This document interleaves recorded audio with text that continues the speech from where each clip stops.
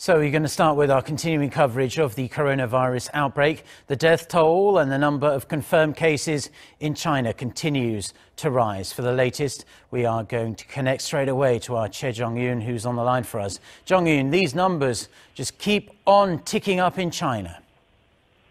Well, Mark, as of this morning, the death toll in China is over 900, with 97 deaths recorded in the past 24 hours.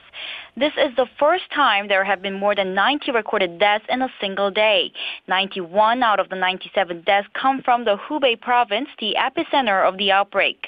There were also some 3,000 more confirmed cases, bringing the number of confirmed infections to more than 40,000.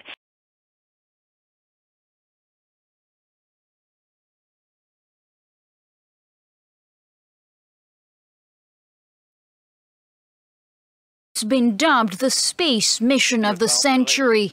A rocket carrying the solar orbiter spacecraft has been sent into space from Cape Canaveral. Now beginning the pitch over maneuver, body rate responses look good. Passing 15 seconds. Traveling at a maximum speed of 245 kilometers per hour, the probe will fly by Venus and Mercury before settling into orbit around the Sun.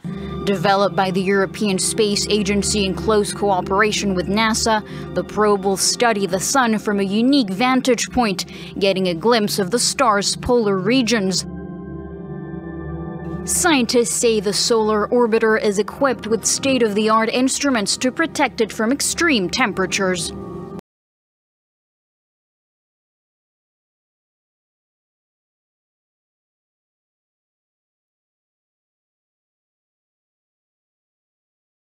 Iran failed to put a satellite into orbit on Sunday as tensions continue to run high with the U.S. after Washington's killing of top Iranian commander Qasem Soleimani last month. Iranian state television said the satellite was launched Sunday morning at a spaceport some 230 kilometers southeast of Tehran. But the rocket couldn't put the Zafar satellite into orbit because it wasn't going fast enough.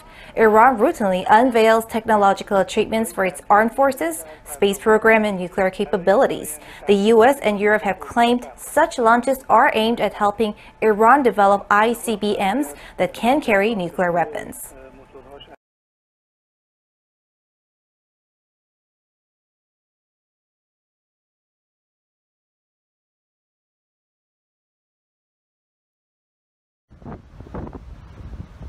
Storm Ciara made landfall in various Western European countries on Sunday.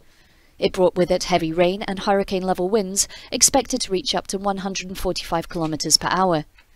In the UK, many trains, flights and ferries have been cancelled. Weather warnings have been issued across Britain, as well as the other affected countries. In France, 35 regions are on orange alert. People have been asked to avoid wooded areas, the shore and sea trips, advice that not everyone has heeded.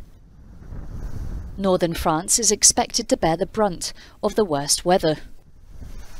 Belgium has also issued an orange alert for the entire country. In Brussels, public forests and parks have been closed until Monday, and several football matches have been postponed.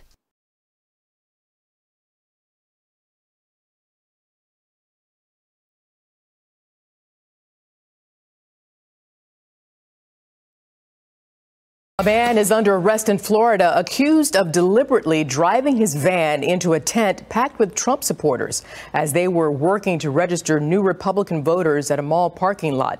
It happened yesterday afternoon in a shopping center in Jacksonville. The driver narrowly missed the volunteers and fled the scene. He was arrested a few hours later and charged with 2 counts of aggravated assault and other charges.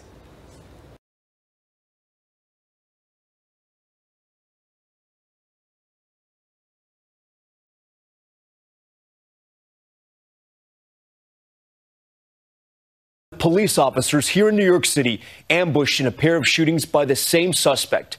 The gunman, you see him there, opening fire this morning inside a police precinct in the Bronx. One officer was hit and wounded, police returning fire.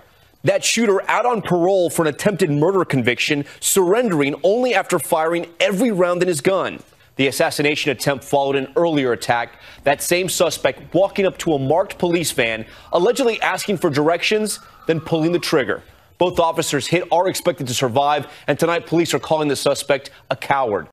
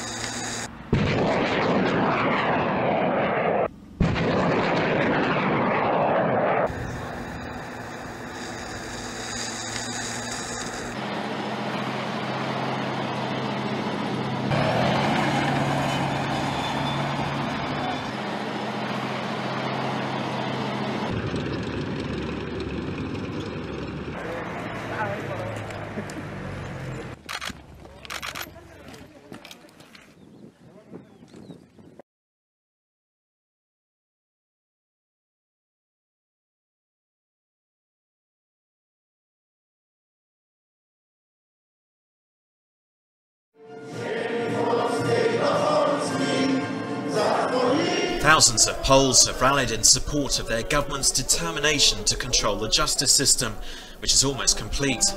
Gathering in front of the Constitutional Tribunal in the capital Warsaw, some said the changes to the law were a matter of national sovereignty. And one of the organisers questioned the role of the European Union. To, co robią urzędnicy unijni, what the officials of the European Union do is an abuse of the law. They have no right to interfere with the justice system. Prawa ingerować w ustrój wymiaru sprawiedliwości. But the EU and many Polish judges say the changes violate the separation of powers essential in a democracy. The right-wing government remains in a standoff with the EU about it.